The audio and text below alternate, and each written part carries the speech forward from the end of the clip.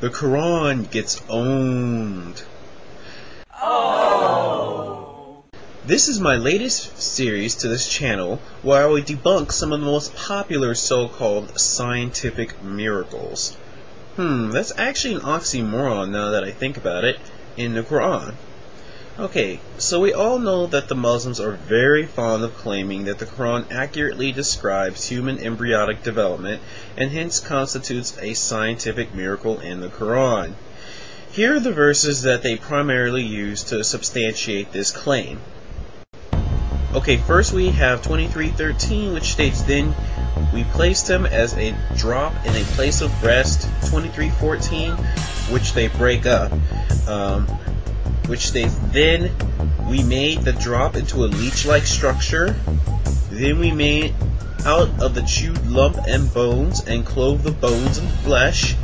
Then we developed out of it another creature, and he gave you hearing and sight and feeling and understanding."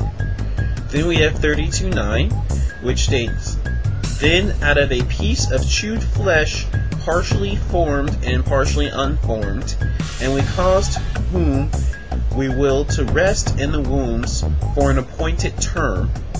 Then 39:6, which states, "He makes you in the wombs of your mothers in stages, one after another, in 3 veils of darkness." You know, whenever someone criticizes Islam, one of the most common arguments that is made is, "Oh, you're taking it out of context."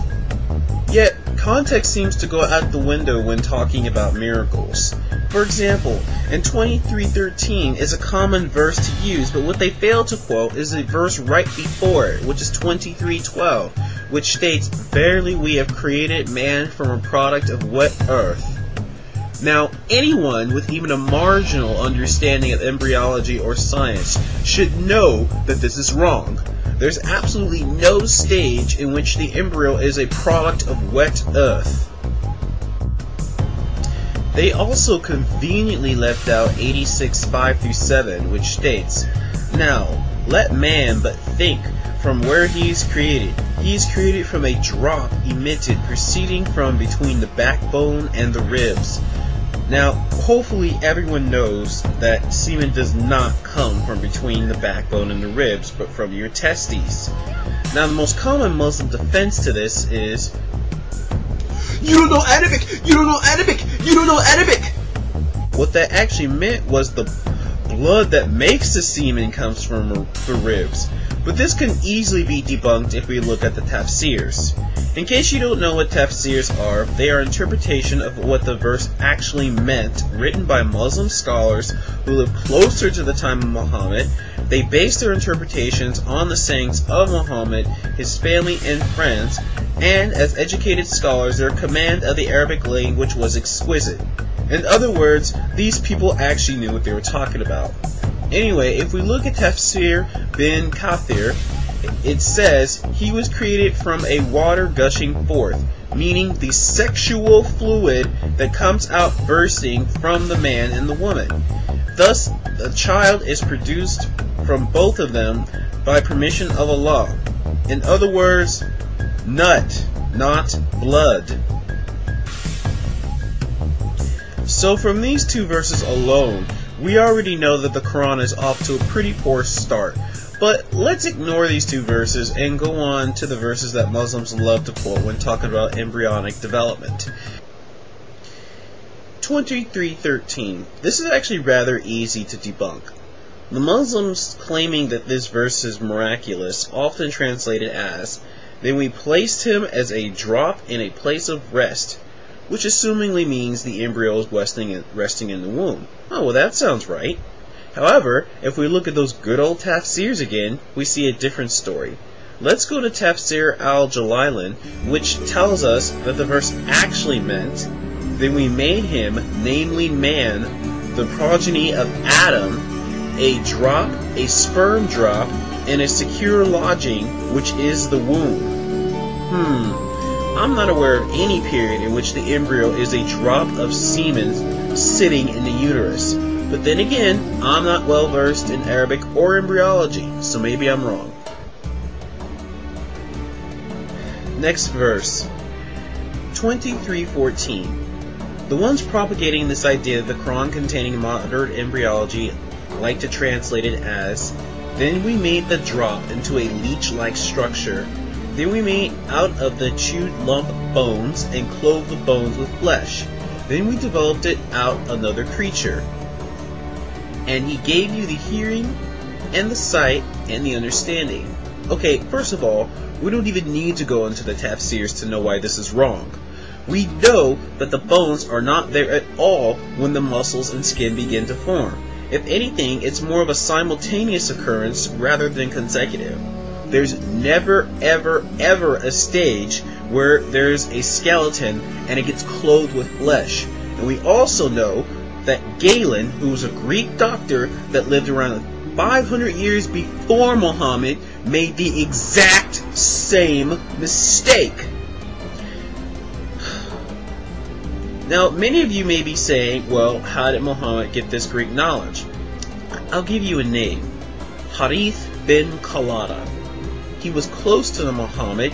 He was even the one who designated Abu Bakr's illness due to poisoning. He received his medical training in the Sassanid Empire, and as we all know, the Sassanids were well versed in Greco-Roman medicine. Okay, next verse.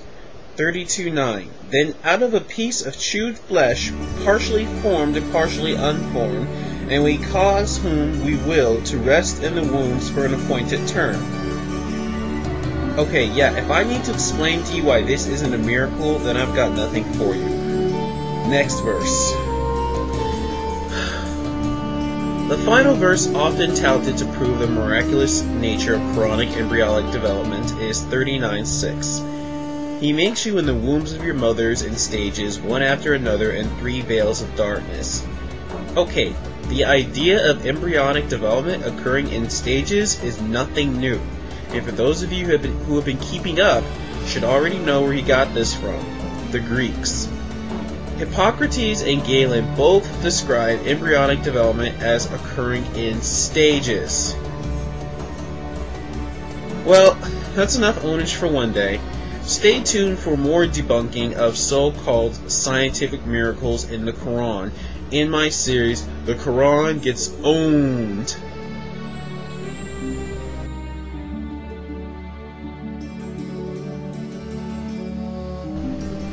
But wait, one more thing. What about Keith Moore? Many Muslims, when propagating the embryology of the Quran, quote Keith Moore as a leading Canadian scientist who made this statement. It has been a great pleasure for me to help clarify statements in the Quran about human development. It is clear to me that these statements must have come to Muhammad from God or Allah, because almost all of this knowledge was not discovered until many centuries later. This proves to me that Muhammad must have been a messenger of God or Allah. They are very fond of using this quote over and over. Besides this being an argumentum ad verecundium, logical fallacy, there are several concerns that I would like to point out. First of all, we know that Mr. Moore was flown free of charge first class to Saudi Arabia, where he then stayed in the finest hotels prior to making this statement. Second, didn't that statement seem to be prepared by someone else? I mean, it's just my speculation. And third, if he really believed what he was saying, then why hasn't he taken Shahada? If he did, where's the footage of it? Certainly a leading scientist taking Shahada due to miracles in the Quran would have been videotaped. Where are the 2 witnesses required by Islamic ritual if he took Shahada? It all seems a bit fishy to me, if you know what I mean.